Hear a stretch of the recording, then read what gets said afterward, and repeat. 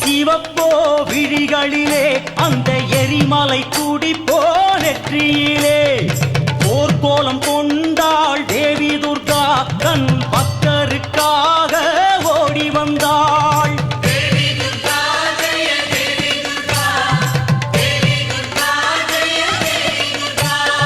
யுத்த பூமியிலே தோன்றுகின்றாள் தன் சூரத்தனங்களை காட்டுகின்றாள். அண்டத்தை படைத்தவள் தேவி துர்கா இந்த அற்ப அசூரனை நோக்குகின்றாள்.